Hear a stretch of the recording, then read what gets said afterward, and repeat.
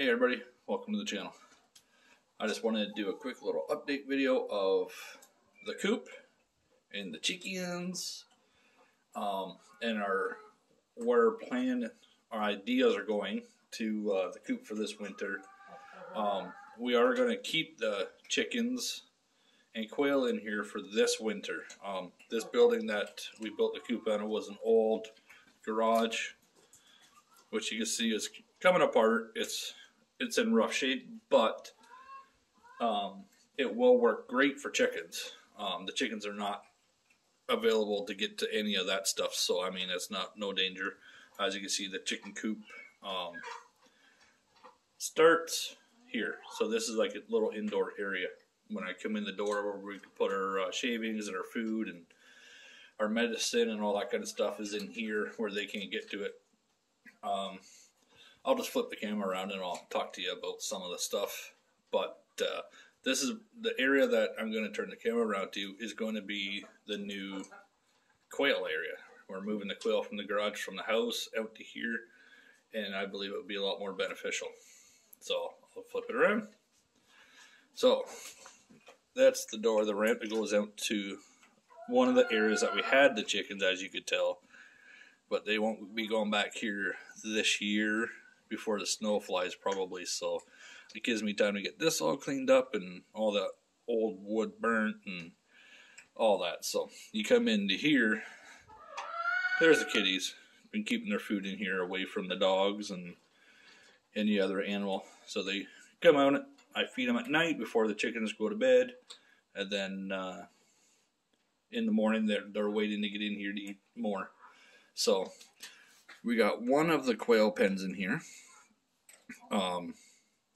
We're going to be getting another one that's going to be here. It's actually a lot longer. This one here, 6.5 feet long. The other one that we have is 8 feet, and it's a double pen. So we can house, we could probably have 40 very comfortably in here. So this is where we're going to do the quail. So my son's going to be happy because he's the one that's gotten into quail. So we're sharing the coop with quail and chickens. So yeah, so some work in here to do, but it's coming along. It's going to work out beautifully. We can stack shavings, food, whatever, all underneath. Both, because the other one will stand up taller. But I am going to mount it to the wall so that there's no legs or anything like that, so we can utilize the space underneath. And then I want to do like a cupboard or something here so we can lock away any of the Nutri-Drench, any of the medicine for any of the birds and stuff can all be kind of locked up away from any kids or even the birds, you know. But the pen, don't mind the mess. Chickens are not the cleanest. Is going to get a complete overhaul also. Be more beneficial, but we'll go out. Our original plan was making all the pens so that we can start breeding certain breeds of chickens, but after having, it's been almost a year, and after having them, I don't think we're going to really concentrate on doing that as much. So some of these pens are going to go away. Going to open it up. That nesting box is going to go bye-bye. I'll put it in the barn and save it for later. They use this one a lot, and the one in that back corner they use all the time. So I'm going to take this one off and put it back in that back corner. So there's two here, and then this one is going to get flipped and screwed to this wall. And then I'm keeping one pen, probably the center pen, as a hospital pen, so if any bird gets hurt or if it's sick, I'll just kind of, sick it'll go in a brooder. But if it's hurt or whatever, because sometimes they like to fight, and you see that these guys are enjoying the sun that's coming in. It's warming them up. It's getting cold here. This morning it was only 6 degrees, so they enjoy the sun when it comes in. And that's another thing I did yesterday too. I cut a hole in the wall, put in a screen, and I got a window I have to make a frame for it, put it up and seal it so that we can open it whenever we want, get some air in here, more air anyway. But yeah, we were concentrating on the Orpingtons is what we were going to do. And they're nice birds. I love them. They're dual purpose. For meat and eggs. Perfect breed. We're going to continue doing that, but we're not going to go out of our way and go crazy. We just want to have them. And then some of the Easter eggers that we have, we're going to keep as well. Look at these guys. Just loving the sun. They're sleeping.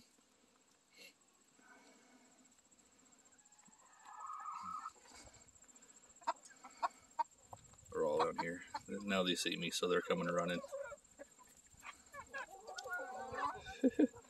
Yeah, look at the size of these guys. The Orpingtons are a nice bird. They're very friendly. Very friendly.